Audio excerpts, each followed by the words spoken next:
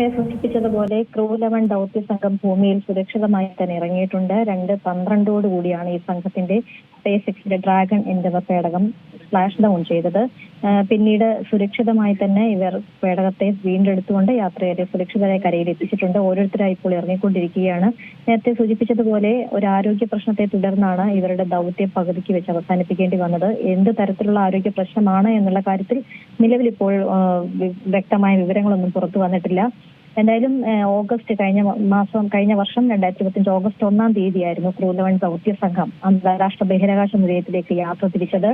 2 തീയതി തന്നെ crew dragon Endeavour പേടകം ISSൽ ഡോക്ക് ചെയ്തിരുന്നു. അതെല്ലാം സുരക്ഷിതമായി തന്നെയായിരുന്നു ഉണ്ടായിരുന്നത്. പിന്നീടാണ് വളരെ പെട്ടെന്ന് തന്നെ ഒരാൾക്ക് ആരോഗ്യ പ്രശ്നങ്ങൾ സംഭവിക്കുകയും തിരികെ ഭൂമിയിലേക്ക് തിരിച്ചെത്തിയ സാഹചര്യം വന്നതിനെ തുടർന്നാണ് ഇത്തരത്തിലുള്ള തീരുമാനത്തിലേക്ക് നാസ എത്തുന്നത്. എന്തായാലും ഇന്ന് വൈകിട്ട് നാസയുടെ ഒരു സമ്മേളനമുണ്ട്.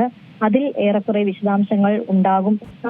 അക്ഷയ, ഞാൻ നേരത്തെ പറഞ്ഞതുപോലെ തന്നെ ഈ ആരോഗ്യ പ്രശ്നം നേരിടുന്ന ബഹിരാകാശ സഞ്ചാരിയുമായിട്ടുള്ളതാണ് നാസയുടെ ക്രൂ സംഘം ഇപ്പോൾ ഭൂമിയിലേക്ക് എത്തിയിരിക്കുന്നത്. ഇന്ന് പുലർച്ചെ 2 മണിയോടുകൂടിയാണ്, ഇന്ത്യൻ സമയം പുലർച്ചെ 2 മണിക്കാണ് ഇവരുടെ യാത്ര തുടങ്ങുന്നത്.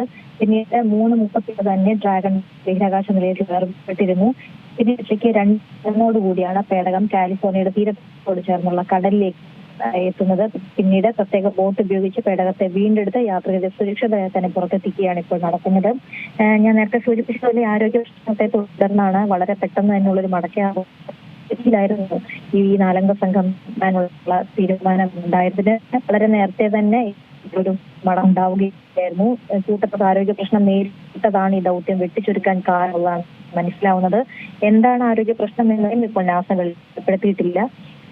ആദ്യമായിട്ടാണ് അന്താരാഷ്ട്ര ബഹിരാകാശ നിലയത്തിൽ തന്നെ ആദ്യമാണ് ദൗത്യം വെട്ടിച്ചുരുക്കിക്കൊണ്ടുള്ള യാത്ര വളരെ സംഭവിക്കുന്നത് എടുത്തു പറയേണ്ട ഒരു കാര്യമാണ്.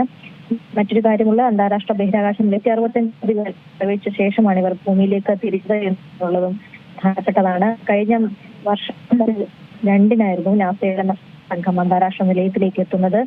പിന്നീടാണ് ഇവർ ബഹിരാകാശ യാത്ര നടത്താൻ അതിലേക്ക് കൂടുതൽ പൂർത്തീകരിക്കാൻ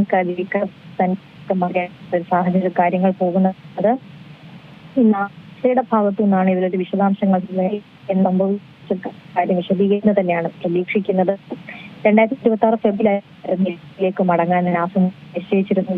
അതിനൊന്നാണ് ഇപ്പോൾ വളരെ തന്നെ ഏറ്റവും പുതിയ വാർത്തകളും വിശേഷങ്ങളും വിരൽത്തുമ്പിലറിയാൻ സീ മലയാളം ന്യൂസ് എല്ലാ ഡിജിറ്റൽ പ്ലാറ്റ്ഫോമുകളിലും ലഭ്യം.